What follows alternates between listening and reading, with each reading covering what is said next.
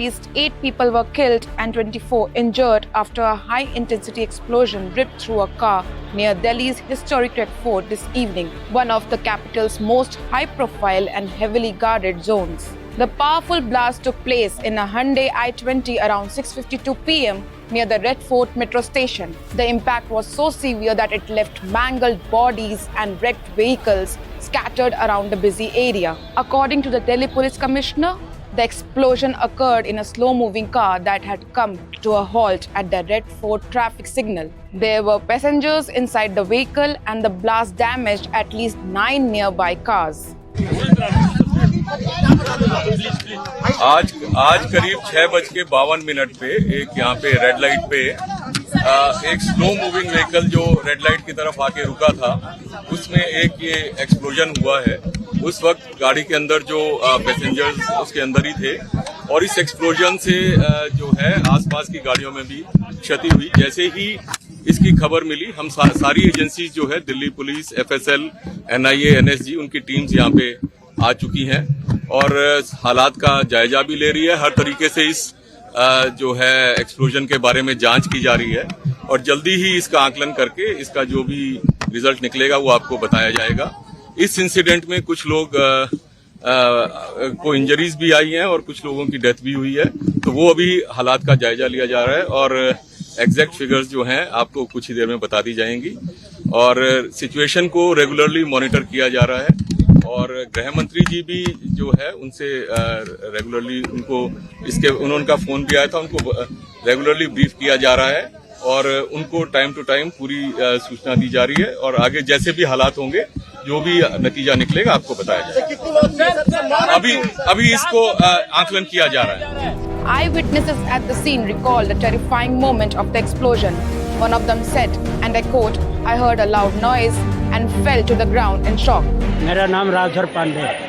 क्या हुआ सर, आप क्या बता पाएंगे कुछ? नहीं जी, हम कुछ नहीं, हम ये देखे, लपट देखा। हाँ। अपने छत से देखा, तभी मैं नीचे उतर के आया कि जरा देखूं कहाँ है क्या, और तो पता नहीं किसी तरह की कोई आवाज आपने सुनी? हाँ, बहुत जोर आवाज आई, बिल्डिंग खिड़की हिल गई, खिड़की हिल गई। आपका घर कितना दूर है इस ये जगह रहा से? गुरुद्वारे के पास। Union Home Minister Amit Shah confirmed that the powerful blast occurred in a Hyundai i20 that had stopped at the Subhash Marg traffic signal. In a video statement, he said the explosion damaged several nearby vehicles, many of which caught fire and also injured pedestrians in the area. He added that the National Investigation Agency and the Forensic Science Laboratory have begun their probe. Delhi में आज लाल किले के पास करीब शाम को 7 बजे Hyundai i20 car में एक ब्लास्ट हुआ है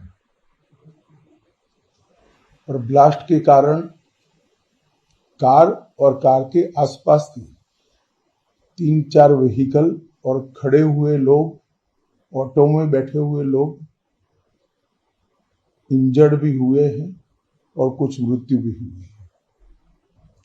अस्पताल के सूत्रों के अनुसार अब तक 8 लोगों की मृत्यु हो चुकी है। कुछ लोग इंजर्ड हैं, इनका इलाज यहां पर चल रहा है। हम सभी एंगल को खुला रखते हुए इसकी गहन जांच शुरू कर दी है। जैसे ही ब्लास्ट की सूचना मिली, Delhi police special cell, crime branch, NIA की टीम, SPG की टीम, FSL की टीम मौके पर पहुंच गई है और सभी प्रकार की जांच हम तेजी से कर रहे हैं। सर, आपको लगता है कि इस हमले के पीछे, जो ब्लास्ट हुआ, इसके पीछे कोई आतंकी हमला है या कोई भी प्लानिंग यहाँ पर की जा रही है? देखिए, हम सभी एंगल्स को ओपन रखकर सभी दृष्टि से जांच कर रहे हैं। घटना किस कारण से हुई, ये अभी कहना बहुत मुश्किल है।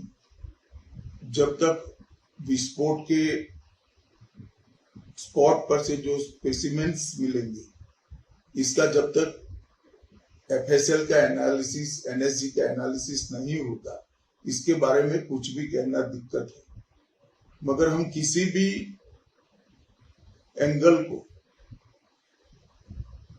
बंद नहीं मानते हैं। सभी एंगल का हम दृढ़ता के साथ आगे जांच करें। CCTV footage from around the site is being closely analyzed for clues.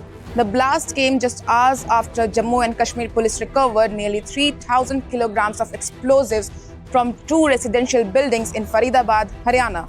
The seized materials included 350 kilograms of ammonium nitrate, a commonly used fertilizer that can be turned into a powerful bomb. The explosives were recovered based on intelligence provided by a JNK-based doctor arrested from Uttar Pradesh, Saharanpur on Sunday. CCTV footage had earlier shown him pasting posters in support of terror group Jaish-e-Mohammed across Srinagar.